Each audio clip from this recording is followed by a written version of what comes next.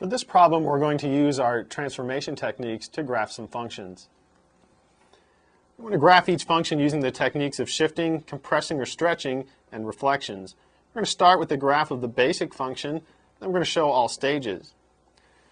We have two parts. The first part, we want to graph h of x equals -2 times the quantity x plus 1 cubed, and then plus 3. And in the second part, we want to graph g of x equals the absolute value of x plus 4 plus 2. We're going to begin with part A. In part A, our base function will be the cube function, y equals x cubed.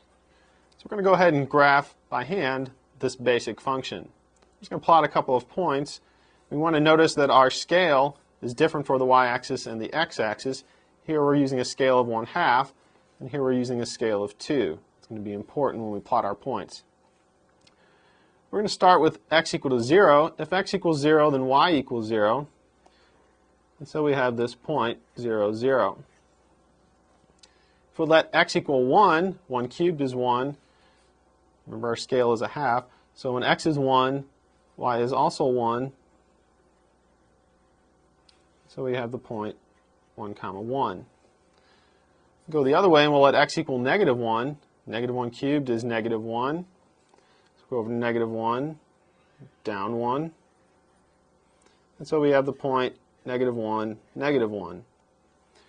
Now, knowing that this x cubed function has the basic shape of that function, the left side will go down, the right side will go up. So we'll get a rough graph. It looks something like this.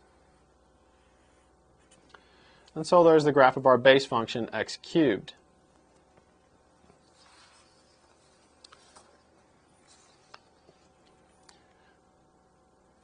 First thing that we want to do from our base function is we're going to shift the graph to the left 1 unit. That's going to give us the graph of y equals x plus 1 quantity cubed. We're trying to build to our given function. Here in this lighter shaded graph, this is our original function, x cubed, and we're going to shift that 1 unit to the left. If we think of one of the points we used on our original graph, we had 0, 0. If we shift that 1 unit to the left, we'll get the point -1, 0. And so we've got our 3 points plotted after the transformation.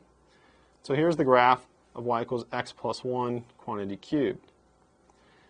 The next thing we're going to do is reflect our graph around the x-axis. That's going to give us the graph of y equals -x plus 1 quantity cubed. Again, this shaded graph right here represents our last graph that we had over here. And the reflection then, we can see that if we use the point -2, -1 on this graph, and we reflect it around the x-axis, we'll get the point -2, +1.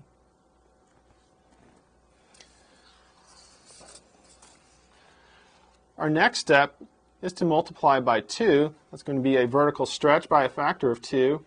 And that will give us the graph of y equals -2 times x plus 1 quantity cubed. And the shaded graph represents our previous graph. And we can see what happens after we do the transformation. This vertical stretch, basically grab the ends of the graph and pull it up, so we get this kind of stretching here. The last thing we need to do is shift our graph up 3 units. That will give us the graph of y equals -2 times x plus 1 quantity cubed plus 3.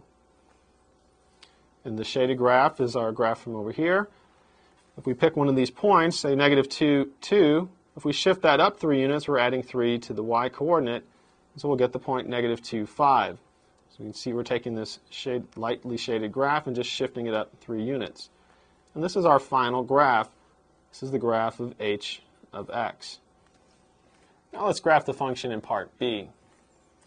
In part B, our base function is going to be y equals the absolute value of x. So we're going to graph that base function here. Notice that we have the same scale on both the x and y axes. Our scale is going to be 2 units. To graph the absolute value of x, we're going to plot a couple of points. Start off by letting x equal 0. If x is equal to 0, y is equal to 0, and so we have the point 0, 0. If we let x equal 2, the absolute value of 2 is also 2, so we get the point 2, 2. If we let x equal -2, the absolute value of negative 2 is positive 2, and so we get the point negative 2, 2. Connect our points, get our graph, and here we have the graph of our base function, the absolute value of x.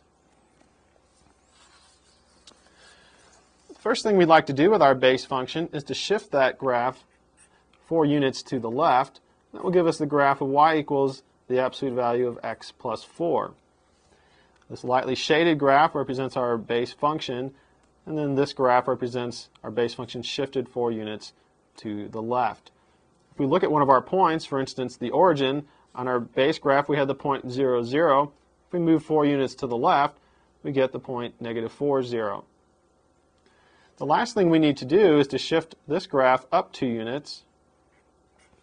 That will give us the graph of the absolute value of x plus 4 plus 2. So we're going to take this graph and shift it up 2 units. If we pick a point, say negative 6, 2, go up 2 units, that will correspond to the point negative 6, 4. We've added 2 units to the y coordinate. This is our final graph, so this is the graph of g of x.